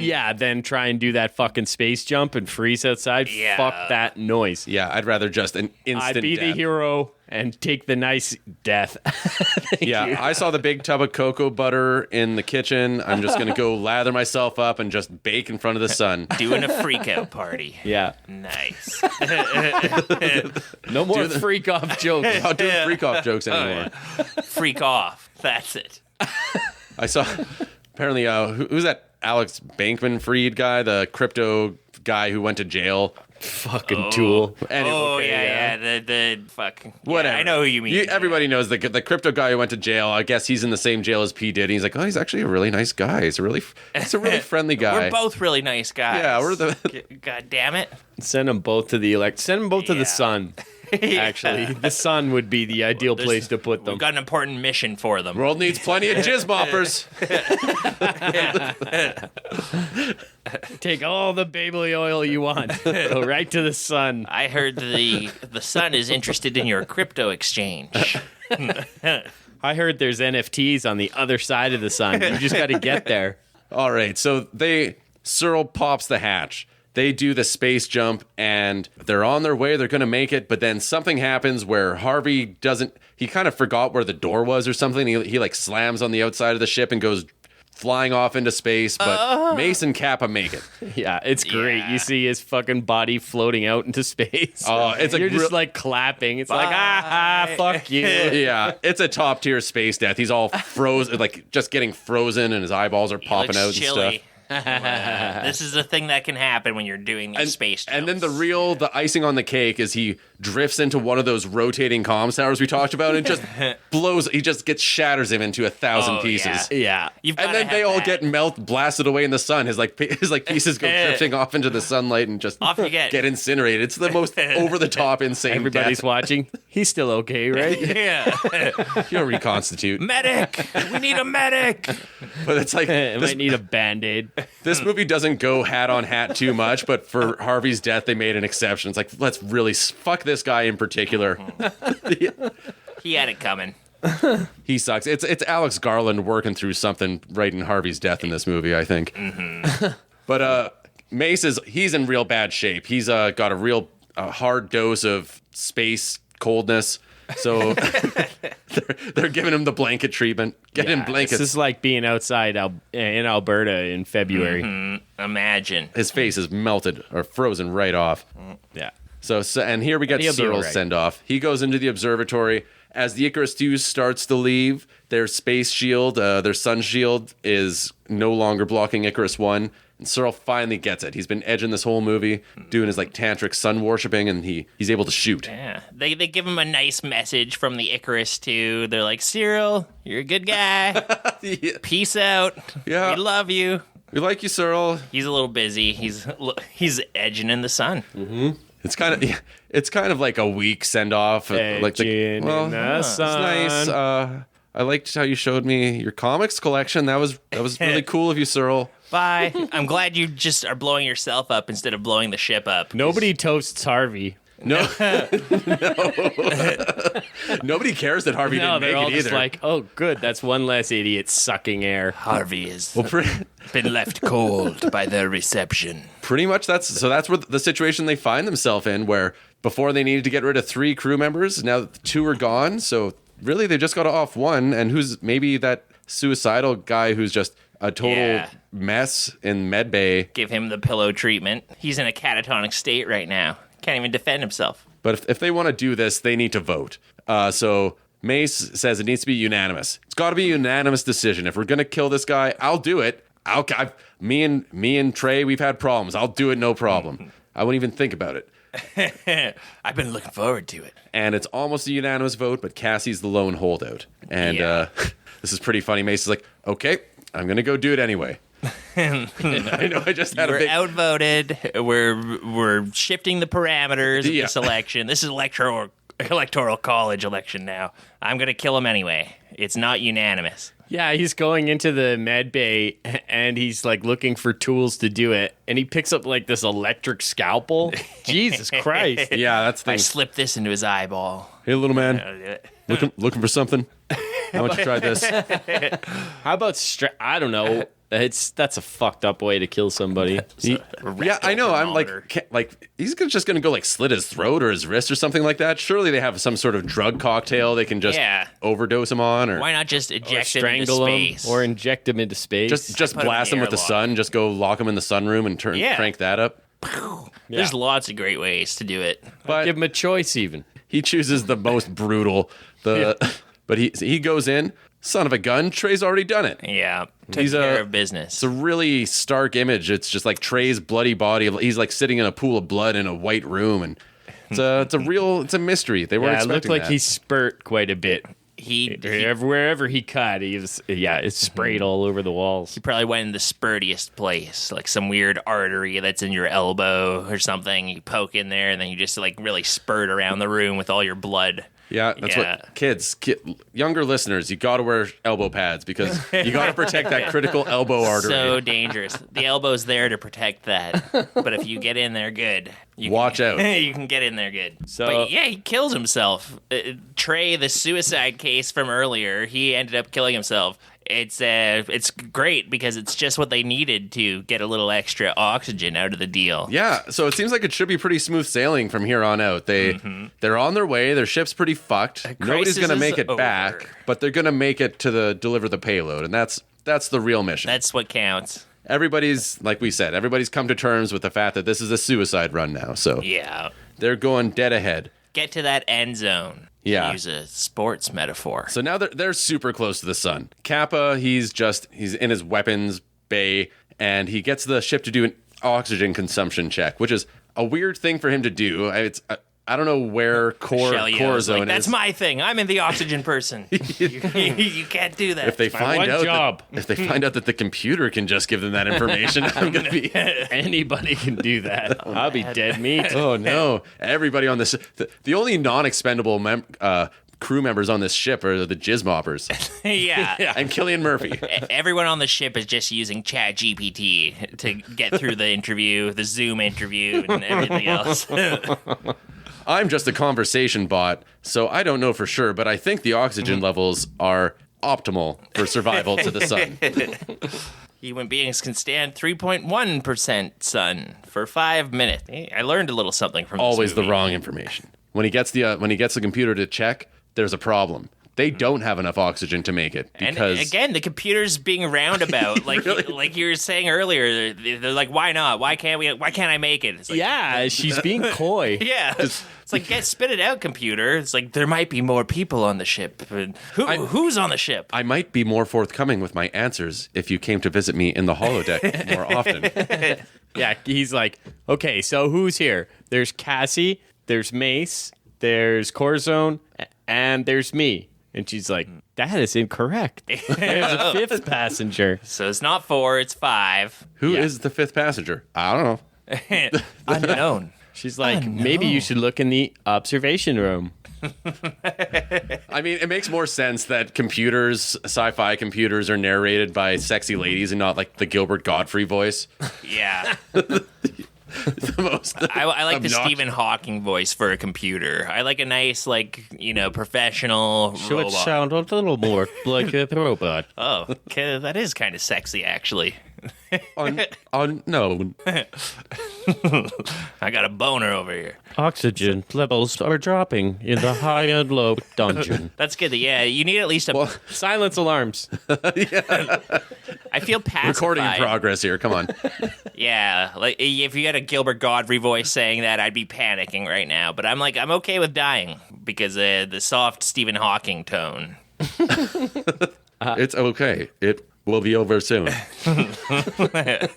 So Kappa should have radioed right away as soon as he found out that there was like a fifth person. She should have told somebody, right? Oh, yeah, that is a plot hole. Just like maybe He there's just like instead decides to go by himself to go confront the stowaway. Yeah, he's going Who Rambo. he knows with it. is fucking Pinbacker. Yeah, it's Of gotta course be. it's Pinbacker.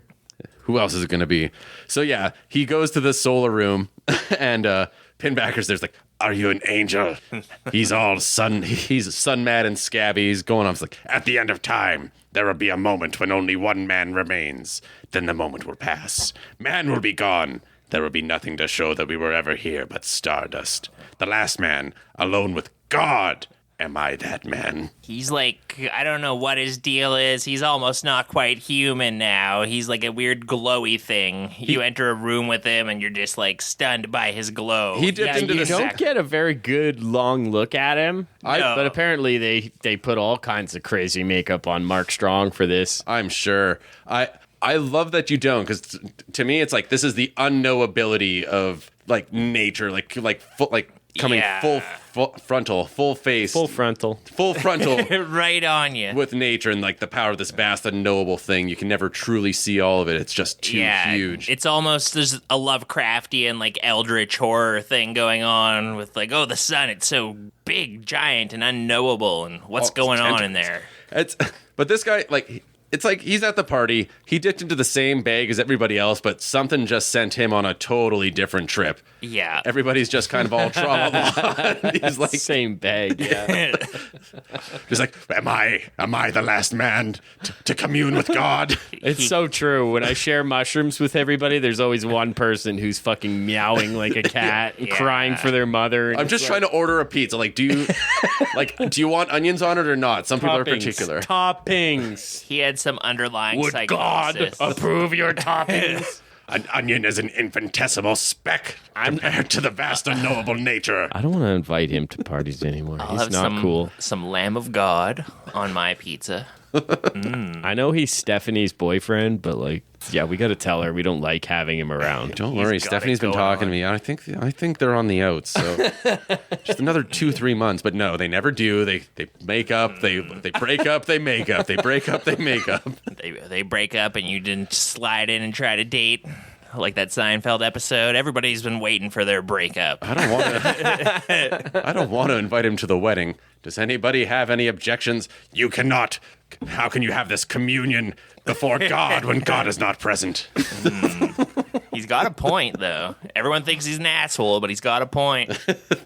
I object. So yeah, this guy's a real bad trip anyways. Pinbacker, He had one of the other scalpels from the med bay, I guess. yeah, that's right. When they opened the drawer earlier, we saw that there was 2 missing. Oh, so do you think he killed Trey? I thought that I just thought of that. I thought maybe he did, but also something happens later where he's surprised that Trey's in the same room as Cassie. They have like a little showdown later, or Okay. Cassie uses Trey to trick him. So, but yeah, maybe He went undetermined. in the med bay and took a scalpel, and Trey was cut to pieces. It makes sense He that had he a lot would of be the cuts, killer. and there was blood sprayed everywhere. Yeah, That's something I didn't consider until now, also. But it makes sense. I mean, maybe I don't know. This guy's bad news though. He's troubled. So he slashes Kappa real good across the chest or the gut with this this scalpel. It's like a jackhammer scalpel. It just like automatically goes and cuts. I don't know when you would ever need that. Yeah, some kind of like Dremel saw. Yeah, for automatic surgery. thing. Pretty severe surgery. Sometimes you got to get in there. Yeah, Really get in there. Yeah, so It'd be good for like Civil War surgery, like yeah, Bite down on this Lincoln. cork. Yeah, I'm going to saw your leg off. But Kappa gets away. He goes and locks himself in the airlock, and then Pinbacker, he's running amok on the ship now. He goes and he sabotages the coolant system. He takes the mainframe out of the coolant. That's a no-no. You got to keep that cool. He's fucking around with the levers and the dials. yeah, it's not cool at all. No, this guy, he's the antithesis of cool. Miles Davis would hate this guy. Yeah, This guy's a square. It's harsh in everybody's buzz. And so the ship, like everything goes out in the ship. Michelle Yeoh, Corazon, she's in the garden, just still crying over her plans. She's in a real bad place.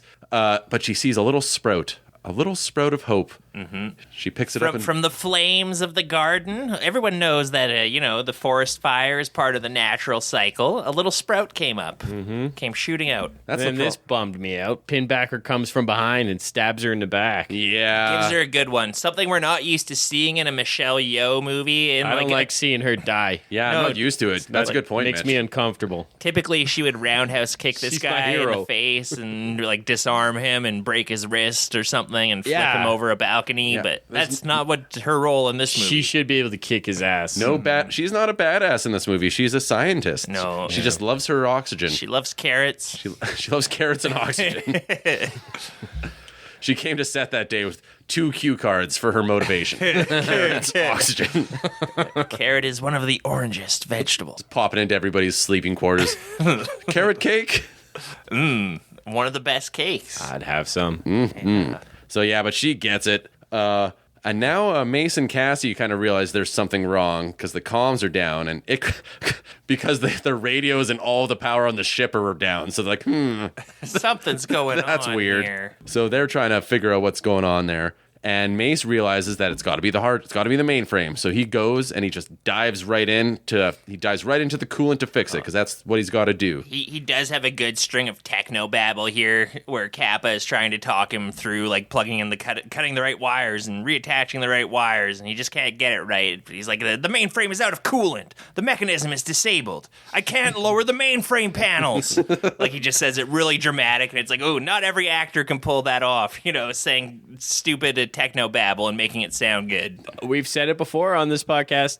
Evans, he's an underrated actor. Yeah. And You give him the right material, he Value gets right added. in the pocket. he was doing some interesting choices before Captain America, and he's done some good stuff since that as well. But he was doing different movies. Snowpiercer. Snowpiercer was one. Did you see Yeah. The Iceman with Michael Shannon? Yeah. He's Oh, he's like a Yeah. chameleon in that movie. I actually don't remember him in No, that, but me I remember either. I liking remember that movie, but- I liked Michael Shannon. He's like his buddy. He's his buddy that he meets Okay. up with, and they work together for a bit. I Totally like don't. those. It took me half the movie to figure out. I'm like, holy shit, that's Chris Evans. that movie's based on those Iceman interviews that were on HBO. Yeah. where there's that he was serial a contract killer. No, he was Yeah. a contract killer, right? For the mob. Yeah, for the Yeah. mafia. Yeah. Those are fun to watch. I like Yeah. those Real joy interviews. bombs. yeah. He's a crazy motherfucker. Yeah. It's like I just Really poured crazy. arsenic on him, and then I walk away. Easy as that. Does the job. So easy. So yeah, It's me, I'm the Iceman. Michael Shannon. I'm from Wichita. I cometh. Iceman's coming. He's Hey, do you got any Pabst in your cooler while I'm killing you? Got any Schlitz? Oh, this- Schlitz lager? This strangling's thirsty work. yeah. Could go for a cold one. I remember Hey, Fishman, you got any beer in your tank? one time he was talking about how he killed a guy Shape with a of water. bow and arrows. That seems like a really Wisconsin way to kill a guy. Just a little archery session. Michael Shannon did? No, the actual Iceman. Oh, the killer. Iceman Yeah. did. Yeah. All right, so Cassie and Pinbacker. While Mace is fixing the mainframes, he's diving in and out of the coolant. He keeps going in, he keeps coming out. I don't know why he has to go in there, but he's getting a really heroic send-off here. It's pretty good. It's very torturous. He makes it seem very cold, this liquid that he has to go into. Totally great cold acting. Yeah. He's just paralyzed with cold whenever he comes out of the water. It's a brutalish death. Yeah, because he has to keep going. Yeah. He goes in, he comes out, he goes in, he comes out. Kappa's been locked into this chamber, and he'll need to execute the final part of the plan. And so Mace realizes he's going to die at this point. Yeah, and Kappa's got to figure out how to get out of this airlock that he's trapped in. Meanwhile, Pinbacker's got his sights set on Cassie, and they're having a little bit of cat and mouse here in the med bay. And Mace is successful. He gets the power turned on. The lights come on. Pinbacker jumps and slashes at Trey's dead body, and while he's distracted by this, Cassie gives him a good one with a syringe, not with a syringe, with a scalpel. Gets him. So then she gives chase, and now it's up to Kappa. He's got to get out, and he's got to detonate the bomb because Mace is being frozen alive, and Cassie's being chased by a homicidal maniac. What's a poor physicist to do? That's the second time we've covered a movie on this podcast where Chris Evans is frozen like an ice cube. I was thinking that too. This guy's got a thing. There could be a sequel in this movie. I bet he's his a big. kink. He's a cryo bather. Probably he's like into like after working out. He does ice plunges, polar plunges. probably. Saves all that inflammation and everything in the joints. Welcome back to the Joe Rogan experience. Then he goes into the iso cube, Yeah, isolation chamber. I was wondering just how cold this coolant liquid is. Like, is this just like your skin peels off instantly cold, or is this more It's got to like be liquid nitrogen. it does? But you never see like his skin doesn't like crack or anything. That's what I like to see. Yeah, he gets his legs stuck, and like it doesn't shatter. The mechanism of the mainframe just severs it, and then the water gets all bloody. So it's not like T-1000 freezing cold. No, it's not even like that guy who got sucked out into space earlier, who could like shattered when he hit the comm tower. Yeah, or you're whatever. right. It's not that cold. It's not that. It's got a little. This is little like baby. polar plunge. This is like you do it when you're in Finland to be strong and virile. Hey, maybe they should have got David Blaine to be the ship mechanic if they needed somebody to go someplace cold for a long time. He's Yeah, great didn't at he that. freeze himself in an ice cube or something? he for like- like 40 like- days or something? Yeah, he's like I'm in Manhattan, in Times Square, Just or like whatever. Jesus did. yeah for 40 days, like a really long time. David Blaine. Hey, yeah, no, don't laugh about it. David Blaine froze himself for our sins. David Blaine. I would never laugh at David Blaine. He could be right behind me. He could blow himself up with the sun for all I care. If he wants to save my sins. We both pull off masks. We're both David Blaine. Vaughn's just Oh been my doing god! this with Oh my David god, Blaine bro! the How whole did time. you do that? This whole David Blaine disguised himself as two of my co-hosts for a year and a half. Watch. Look at my soy Levitate. face YouTube video. Look at my reaction. This is close-up magic. David Blaine pretended to be your friend since high school. Video magic. That's good. Do you guys remember that? It's a classic YouTube video of David Blaine just turning these two guys everything they have into Cheez-Its. It's like, why don't you take a sip of your drink? Huh? It's empty, and he pours it out. It's like, my orange More pop turned into Cheez-Its. Cheez-Its. Cheez-Its, how did he do that? this? Classic. He was a member of remember the Pussy Posse, David Blaine. Yeah, he was. Dude, I bet he was. Unexpected one. You're No, like, Pussy okay. Posse comes up every episode. Yeah, gotta include our. They're our patrons. Well, I don't know if you, like, I know people who are really good We at just party want to tricks become members. and magic, and that stuff actually works. Like, if you Yeah. want to entertain a crowd, it works, and people do like that stuff, and it's cool. Like, if somebody You mean can do, like want to get chicks? yeah, or anybody. peacocking. If you want to get chicks, if you just want to Or like talk guys, to or the same whatever you guy in want. the kitchen the entire time you're at the party. Yeah, that's yeah, good. If you just want to peacocking. get cornered by the guy who wants to talk about Magic the Gathering all night. Yeah. Yeah. Magic's great for Oh, that. You get you cornered like by that magic? guy. Do you like Magic the Gathering? I like talking about it for 10 minutes. Hey, have you ever seen Neon Genesis Evangelion? Oh, And it's like, I just want to talk to those girls. About, let me tell you about the entire first what do you season need? of Neon Genesis. Do you need a It's beer? I'm actually- blocking the fridge. I'll get you a beer. Here you go. it's Okay. a very rich text. It's about coming of age. It's about puberty. Just tell me whatever you need. I'll get it for you. I can reach anything you need in the kitchen. And there's You don't giant have to go robots. anywhere. If you gotta go, I got a little Wii. I got a little Wii that you could just put in your pants, and then you could just go right here. You don't even need to go to the bathroom. The Wii U. Kappa welds his way through the airlock, and he gets blown out there, and he has to kind of do his little spacewalk, jettison thing to get back in the ship. We see some of the debris get blown out away from the shield, and it instantly is incinerated by the sun. Just another little reminder that there's zero margin for error ever. At any given time, things are going to go wrong, and you're just going to get burnt to a crisp or get frozen into a space brick or whatever is going to happen. This mama's hot. This sun. This Yeah. thing. This is not like a hot stove. You don't want to touch this thing twice. Yeah, when mommy and daddy leave, you don't go touching the sun, okay? Yeah. This mama's You learned hot. that one once. Yeah. We got to bring it back. We got to bring back this mama's hot. In my house, it never left. This mamacita. Don't touch that, mama. This mama's hot. So Kappa makes his way back into the ship, and he's kind of going through it. He finds Mace, who's been frozen to an absolute icicle. He's just a big old ice cube. Yeah, he's looking like he did in Captain America.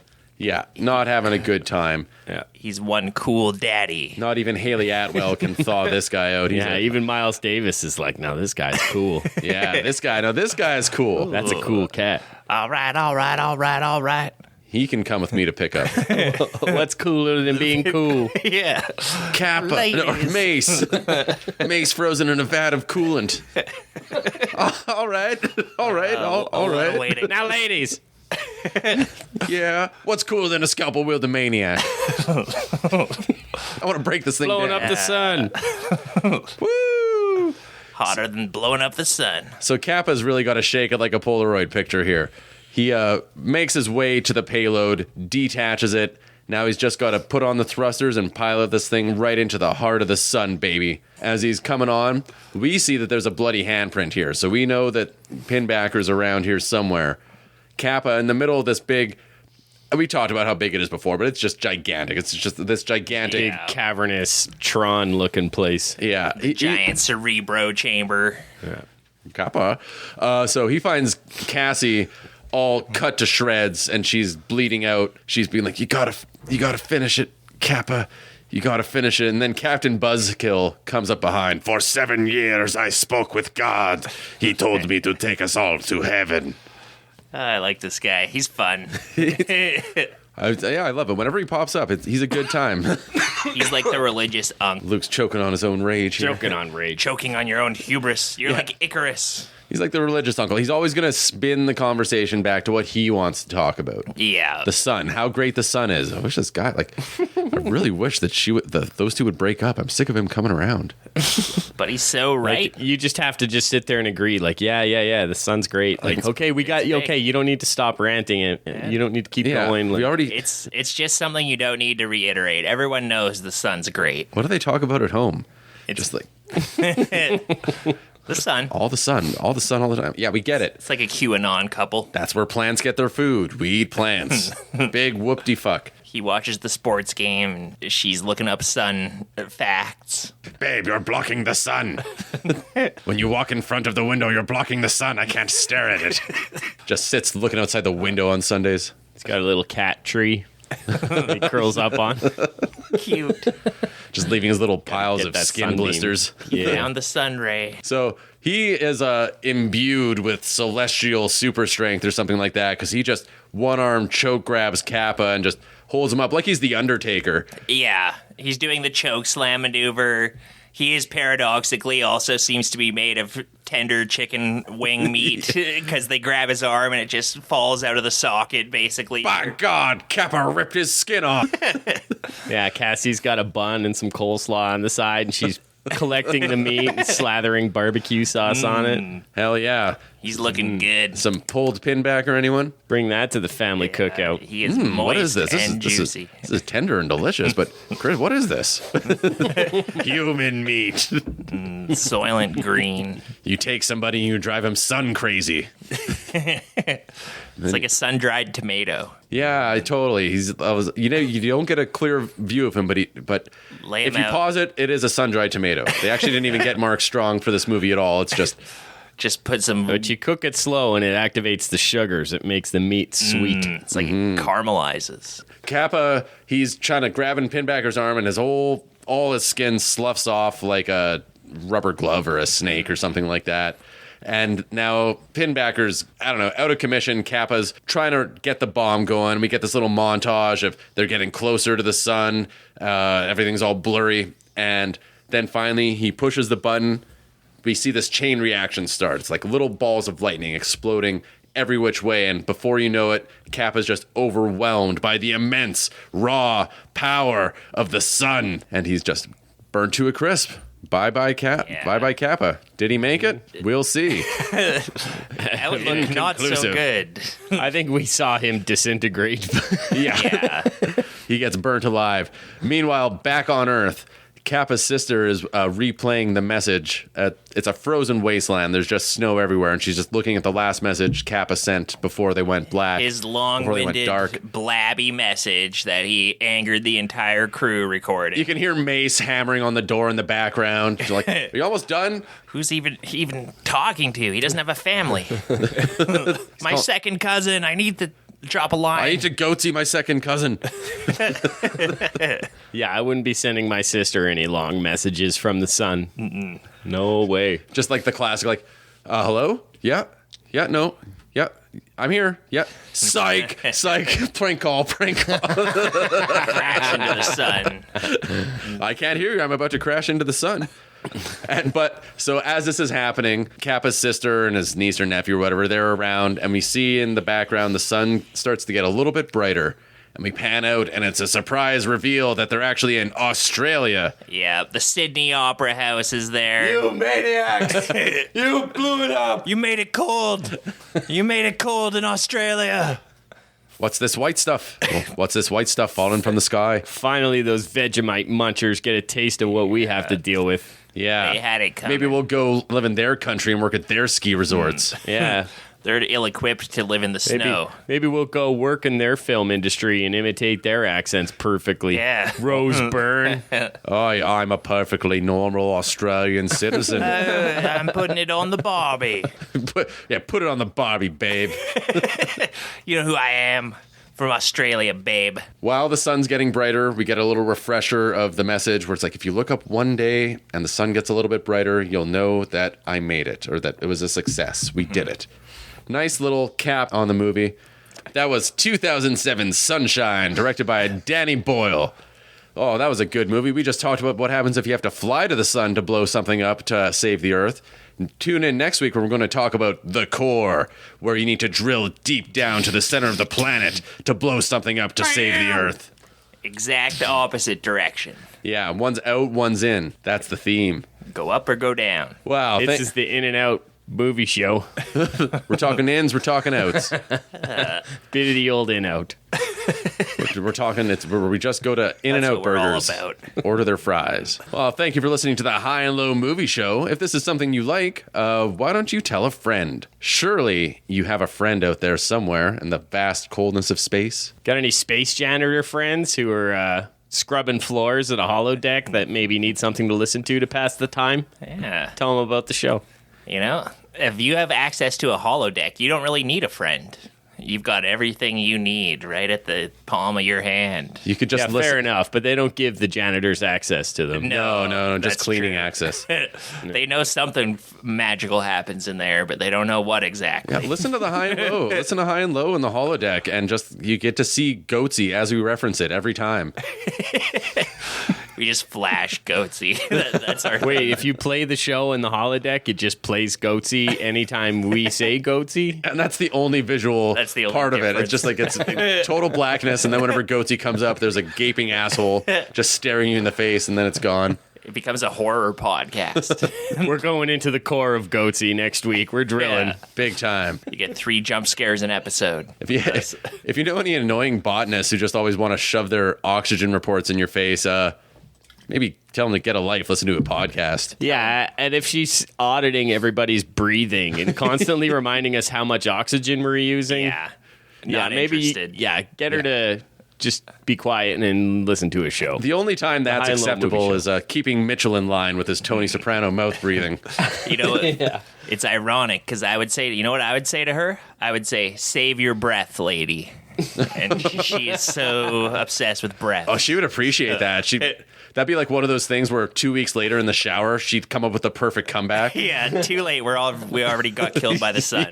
Hey, and if you know Mark Week, recommend this show to him. Mm-hmm. Pick him up out of your pocket and grab your little earbuds and set him down on the table next to him, and that's like a big loudspeaker for him. Don't put him too loud. I might blow him right off his little weak heels. Yeah. You could have a whole party.